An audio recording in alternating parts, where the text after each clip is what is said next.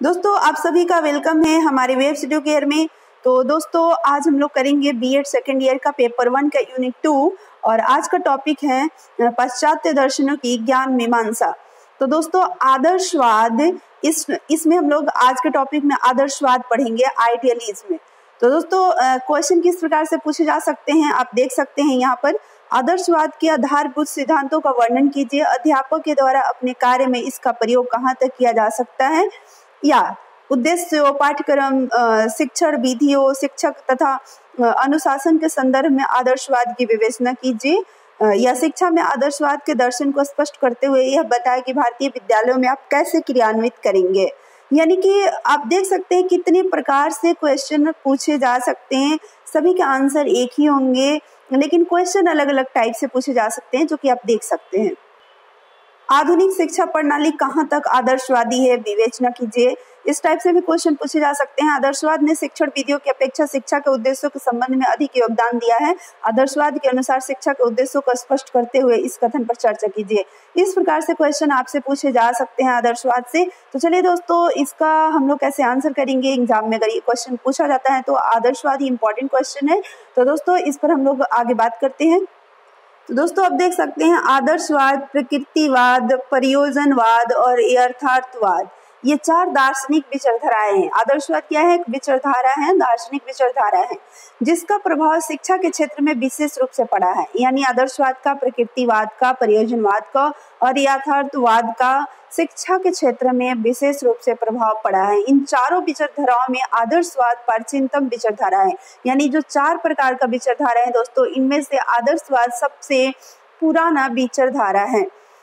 पाश्चात्य देशों में आदर्शवाद का प्रतिपादन प्रसिद्ध दार्शनिक प्लेटो, अरस्तु एवं सुकरात किया है। यानी कि अगर हम देखा जाए तो पाश्चात्य देशों में आदर्शवाद का प्रतिपादन करने वाले जो दार्शनिक है वो प्लेटो है, अरस्तु है, सुकरात है।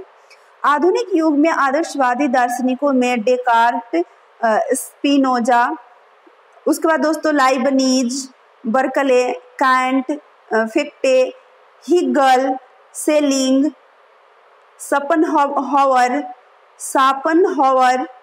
जेंटाइल, ये सब क्या है? प्रमुख है। यानी कि ये हो गए आपके आधुनिक युग में। शिक्षा में आदर्शवादी विचारधारा के परिवर्तनों में कमेनियम, पेस्टोलॉजी तथा फ्रोवेल मुख्य है। भारतीय दार्शनिकों में महात्मा गांधी, अगर भारतीय दार्शनिक की बात करें तो महात्मा गांधी, स्वामी विवेकानंद, महर्षि अरविंद तथा रविन्द्रनाथ टैगोर की गणना की जाती है। यानी कि पाश्चात्य देश की बात कर लिए, आधुनिक युग में आदर्शवादी दार्शनिक के बारे में बात कर लिए। उसके बाद हमारे भारतीय दार्शनिकों में महात्मा गांधी, स्वामी विवेकानंद, महर्षि अरविंद, रविन्द्रनाथ टैगोर की भी हम बातें कर लिए। अब आदर्शवाद का अर्थ क्या होता है ये दोस्तों समझते हैं। यहाँ पर आप देख सकते हैं कि व्युत्पत्ति की दृष्टि से आदर्शवाद का अर्थ 2 प्रकार से बताया गया है।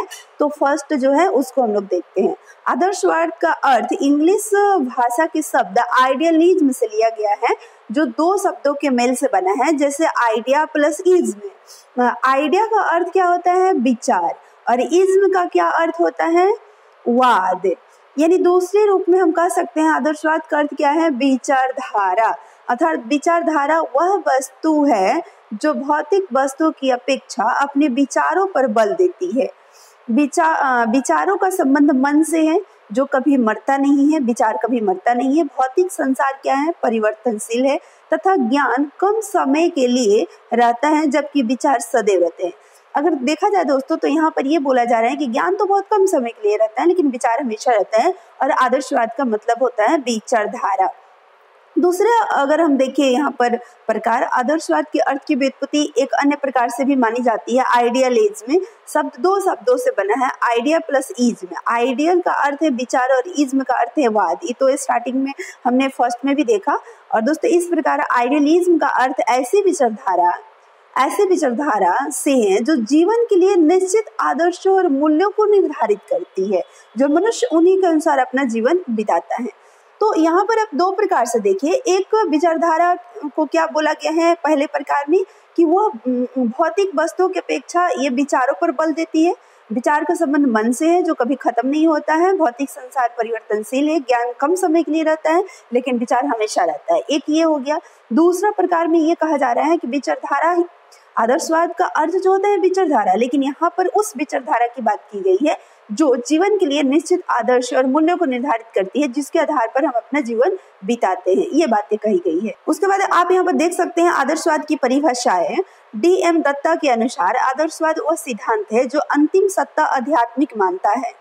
उसके बाद आप यहाँ पर देख सकते हैं J.S. रास के अनुसार आदर्शवादी दर्शन के बहुत से और विविध रूप है, यानी अनेक इसके रूप हैं, परंतु उन सब का आधारभूत तत्व यही है कि संसार का उत्पादन कारण मन तथा आत्मा है तथा वास्तविक स्वरूप मानसिक स्वरूप है। ब्रूवेकर के अनुसार अगर देखा जाए तो आदर्शवाद यह संकेत देता है कि विश्व को समझने के लिए मन अथवा मस्तिष्क सर्वोपरि है। उनके लिए इससे अधिक और कोई बात नहीं है कि मन संसार को समझने में लगा रहे, और किसी बात को इससे अधिक वास्तविकता नहीं दी जा सकती, क्योंकि मन से अधिक किसी और बात को वास्तविक समझना स्वयं मन की कल्पना होगी। ठीक है। उसके बाद आगे देख सकते हैं हैरोल्ड टाइटस के अनुसार आदर्शवाद यह स्वीकारता है कि वास्तविकता भौतिक वस्तुओं तथा शक्ति की अपेक्षा विचारों, मन या स्वयं में निहित है। यानी कि आदर्शवाद का जो परिभाषा है ना, मतलब विचारधारा, तो अलग अलग जो हमारे दार्शनिक है उनके अनुसार अलग अलग इसका मीनिंग निकल रहा है, लेकिन कहीं ना कहीं देखा जाए तो मन से ही जोड़ा जा रहा है। उसके बाद ऑक्सफोर्ड शब्दकोश के अनुसार अगर देखा जाए, डिक्शनरी के अनुसार, ऑक्सफोर्ड डिक्शनरी के अनुसार, तो आदर्शवाद से अभिप्राय क्या है कि आदर्श रूप से विचारों का प्रतिनिधित्व, काल्पनिक प्रक्रिया, विचार प्रणाली जिसके अंतर्गत क्या है, ब्रह्म स्वरूप विचारों से युक्त होता है। उसके बाद हम देख सकते हैं नेक्स्ट है हैंडरसन। इनके अनुसार क्या है कि आदर्शवाद मानव के आध्यात्मिक पहलू पर जोर देता है, क्योंकि आदर्शवादियों के लिए आध्यात्मिक मूल्य जीवन के महत्वपूर्ण पहलू है। अधोभौतिक आदर्शवादियों का विश्वास है, अधोभौतिक किसको बोलेंगे, जो आधा मतलब कि भौतिक दुनिया को मानते हैं और आध्यात्मिक दुनिया को भी वो मानते हैं, दोनों में विश्वास रखते हैं। तो वैसे बोलते हैं कि असीमित मस्तिष्क से सीमित मस्तिष्क प्राप्त होता है, और व्यक्ति संसार दोनों ही बुद्धि की अभिव्यक्ति है। भौतिक विश्व की व्याख्या मस्तिष्क से की जा सकती है। लास्ट में अगर दोस्तों देखा जाए तो निष्कर्ष के रूप में यही पहुंचते हैं, हम सभी के कथनों को समझते हैं, उसके बाद यही निकलता है कि आदर्शवाद वह विचारधारा है जो डेफिनेशन आप यही याद रखेंगे जो निष्कर्ष में निकला हुआ है। आदर्शवाद वह विचारधारा है जो विचारों पर बल देते हुए मानसिक जगत को भौतिक जगत की अपेक्षा अधिक महत्व प्रदान करती है। बिल्कुल, हमारी जो मन का जगत है ना, जो हम आत्मा की आत्मानुभूति करते हैं, उसको भौतिक संसार से ज्यादा इम्पोर्टेंस देता है। बोलता है कि जो भौतिक संसार है वो परिवर्तनशील है, लेकिन हमारा जो विचार है, हमारा जो मन है, वो मतलब कि हमेशा रहता है, वो परिवर्तनशील नहीं है। व्यक्ति में आदर्शों एवं आध्यात्मिक मूल्यों के विकास पर बल देता है। यानी आदर्शवाद एक ऐसा विचारधारा है जो भौतिक जगत की अपेक्षा मानसिक जगत को अधिक महत्व देता है। आदर्शों एवं आध्यात्मिक मूल्यों के विकास पर ज्यादा बल देता है। व्यक्ति में आदर्शों एवं आध्यात्मिक मूल्यों का विकास पर ज्यादा बल देता है। भौतिक संसार को आध्यात्मिक जगत की अभिव्यक्ति मानता है। जीवन का अंतिम उद्देश्य स्वानुभूति को मानता है, यानी खुद की अनुभूति को मानता है। तो ये आप इसके डेफिनेशन में आदर्शवाद कैसी विचारधारा है, तो ये आप याद रखेंगे तो ज्यादा बेहतर होगा। अब आगे हम लोग देखेंगे आदर्शवाद के प्रकार, फॉर्म्स ऑफ आइडियलिज्म। आपसे एग्जाम में जो क्वेश्चन पूछा जाएगा, अगर प्रकार पूछा जाएगा तो प्रकार आप बताएंगे, ये उद्देश्य पूछा जाएगा तो उद्देश्य बताएंगे, डेफिनेशन पूछा जाएगा तो डेफिनेशन बताएंगे। हम लोग यहाँ पर सारी चीजें के बारे में डिस्कस करेंगे, लेकिन एग्जाम में जो चीज आपसे पूछा जाएगा उसी का आंसर आप देंगे। तो दोस्तों यहाँ पर देख सकते हैं आदर्शवाद के 4 प्रकार बताए गए हैं। एक व्यक्तिनिष्ठ आदर्शवाद, वस्तुनिष्ठ आदर्शवाद, व्यक्तिगत आदर्शवाद, मनोवादी आदर्शवाद। अब सभी के बारे में एक एक करके हम लोग डिस्कस करेंगे। व्यक्तिनिष्ठ आदर्शवाद यानी सब्जेक्टिव आइडियलिज्म क्या है? ज्ञान प्राप्त करना व्यक्तिनिष्ठ का गुण है। ज्ञान प्राप्त करना किसका गुण है? व्यक्तिनिष्ठता का गुण है। यह प्रत्येक व्यक्ति के मन पर निर्भर करता है। बिल्कुल सही बात है, इसलिए इसे व्यक्तिनिष्ठ आदर्शवाद की संज्ञा दी गई है। ये हमारे मन पे डिपेंड करता है। वर्कली के अनुसार वस्तु की प्रतीति में हमें आत्मा के कारण होती है। वस्तु की प्रतीति हमें आत्मा के कारण होती है, वस्तु का स्वयं का कोई अस्तित्व नहीं होता है। वस्तु के बारे में हम किस तरह का अपने अंदर मतलब कि एक इमेजिनेशन बना रहे हैं, उसके बारे में जिस तरह से हम डिफाइन कर रहे हैं, तो वो हमारे ऊपर ही डिपेंड करता है, क्योंकि उसका कोई अस्तित्व नहीं होता है। ये कहना दोस्तों वर्कली का है। आगे अगर हम देखें तो मन और आत्मा उसके विचारों का ही क्या है, अस्तित्व है। किसी भी वस्तु का अस्तित्व तो है, लेकिन उसके मन में है जो उसका बोध करते हैं। एक निश्चित मन में अनिश्चित विचारों का रखना भी कठिन है। बिल्कुल, एक हमारा निश्चित मन में अनिश्चित चीजों को रखना कठिन है। मन परमात्मा है, यह विचार एक असीमित आत्मा में रह सकते हैं। किसी भी वस्तु का अस्तित्व होना उस वस्तु का ज्ञान होने से है, जो मन द्वारा ही प्राप्त होता है। बिल्कुल, किसी भी वस्तु के अस्तित्व के बारे में अगर हम जानते हैं कि इस वस्तु का अस्तित्व है, तो ये ज्ञान से ही हमें पता चल सकता है, जो कि ज्ञान मन के द्वारा ही प्राप्त हो सकता है। आगे हम लोग देखेंगे वस्तुनिष्ठ आदर्शवाद, ऑब्जेक्टिव आइडियलिज्म क्या है। वस्तुओं का अस्तित्व है जो ज्ञान पर निर्भर करता है। वस्तुओं का अस्तित्व है जो ज्ञान पर निर्भर करता है। इस विचारधारा का ये मानना है, यानी जो ऑब्जेक्टिव आइडियलिज्म है उनका मानना है कि वस्तुएं वही है जो दिखाई देती है, जबकि इनका बोध ज्ञान में परिवर्तन के अनुसार बदल जाता है। बिल्कुल, जैसे हमारे ज्ञान में चेंजेस आएंगे वैसे हमारे वस्तुओं के अस्तित्व में भी चेंजेस आ जाएंगे, क्योंकि ज्ञान से ही हम उनको समझ रहे हैं। प्लेटो ने कहा है कि वे अपने अस्तित्व के लिए मन, मानव या परमात्मा पर निर्भर नहीं करते। वह नश्वर संसार वास्तविक नहीं है। वो ये बोलते हैं कि ये नश्वर संसार जो है वास्तविक नहीं है, ये केवल प्रतीत होने वाला ज्ञान है जो हमें प्रतीत हो रहा है। वस्तु का ज्ञान सार्वजनिक की अपेक्षा व्यक्तिगत है, क्योंकि यह व्यक्तिगत मस्तिष्क के विषय है जिसमें परमात्मा की अंतिम विषय, जिसमें वस्तुएं समाई हुई है। परमात्मा की विचारधारा के अनुसार सभी ज्ञान व्यक्तिनिष्ठ है, परंतु मनुष्य के विचार में सभी ज्ञान वस्तुनिष्ठ है। संसार का अंतिम स्वरूप मानसिक है, जो कि परमात्मा की देन है।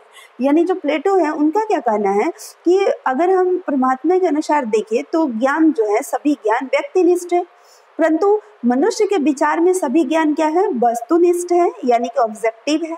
और संसार का अंतिम स्वरूप क्या है, मानसिक है, जो कि परमात्मा का ही देन है।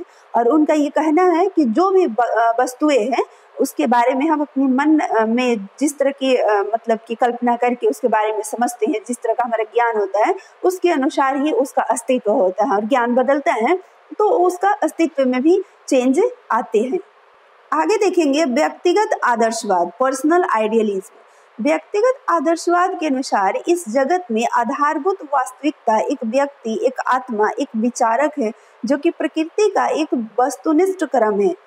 प्रकृति की व्याख्या जब की जाती है तो लोग इससे ऊपर सोचने लगते हैं कि प्रकृति का निर्माण करने वाला परमात्मा है, जो कि मनुष्य में सर्वोत्तम है। सभी मानव इस परमात्मा से संबंधित है, जिसकी सहायता से वे नैतिक आध्यात्मिक मूल्यों को समझते हैं।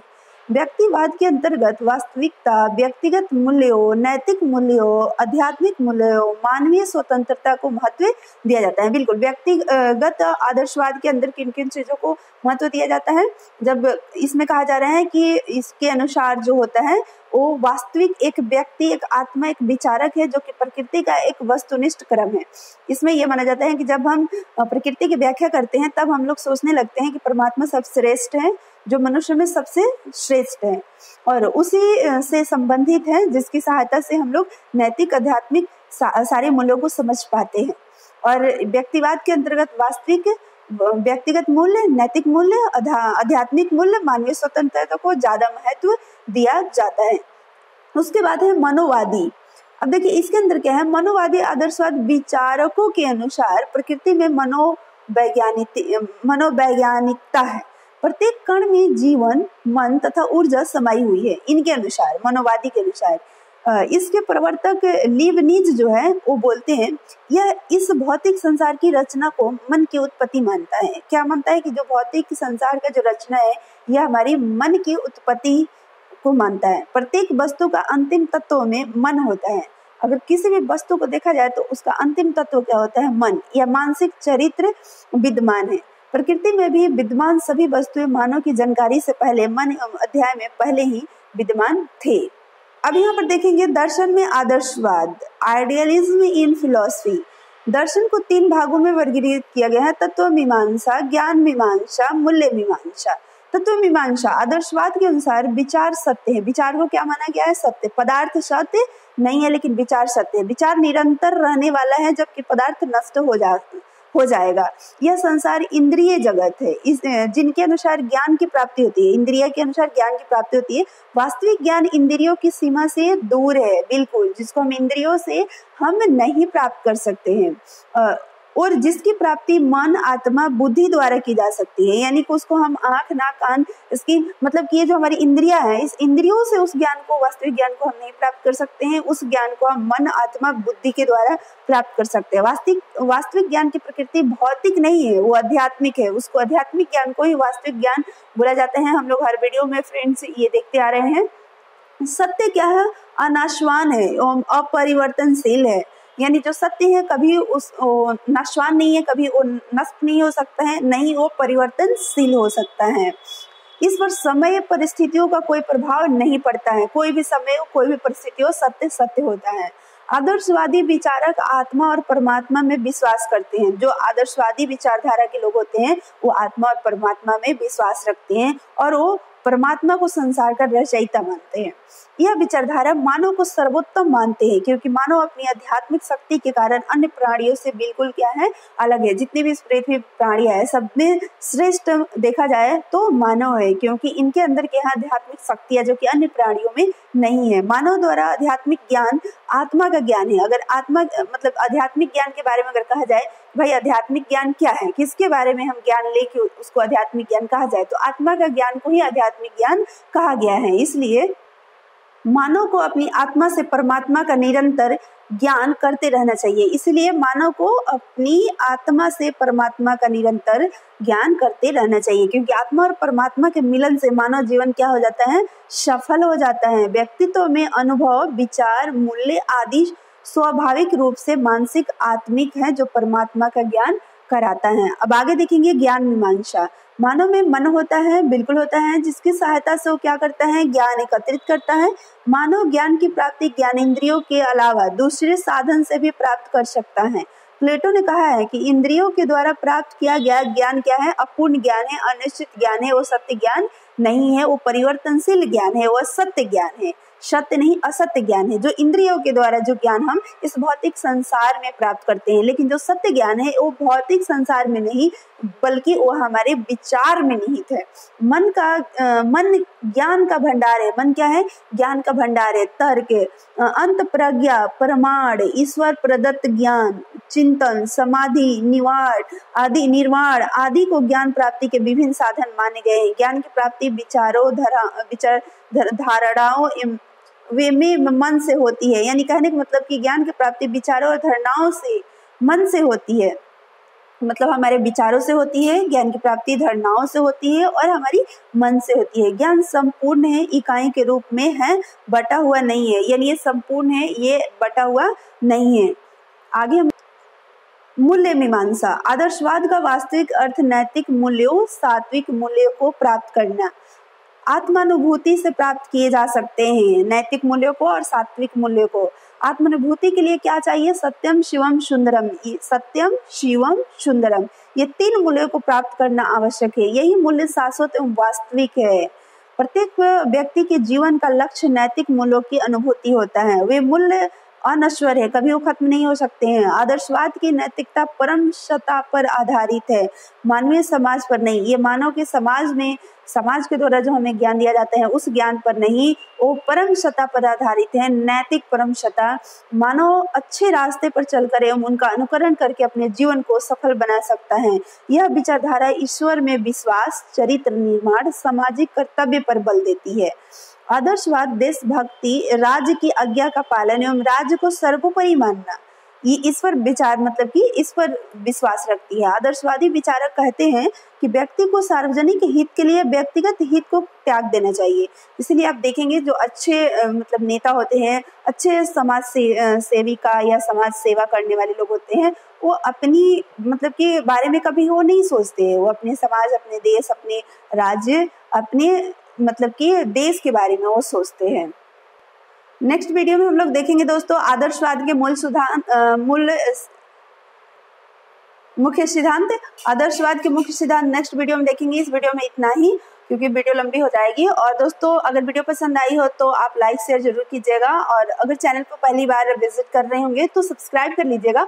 बीएड सेकेंड ईयर की सारी वीडियो आपको प्रोवाइड की जाएगी सारे पेपर की, और लास्ट में जो इम्पोर्टेंट क्वेश्चन होंगे वो भी प्रोवाइड किए जाएंगे। और ये जो आप देख पा रहे हैं वीडियो में, ये सारी PDF आपको मिल जाएगी हमारे टेलीग्राम चैनल में। तो आप डिस्क्रिप्शन में जाकर लिंक पर क्लिक करके टेलीग्राम चैनल को ज्वाइन करके और सारे PDF को आप डाउनलोड कर सकते हैं और आप पढ़ सकते हैं। आपको बुक परचेज करने की भी जरूरत नहीं पड़ेगी। तो दोस्तों फिर मिलेंगे नेक्स्ट वीडियो में, तब तक के लिए आप सभी लोगों को थैंक यू।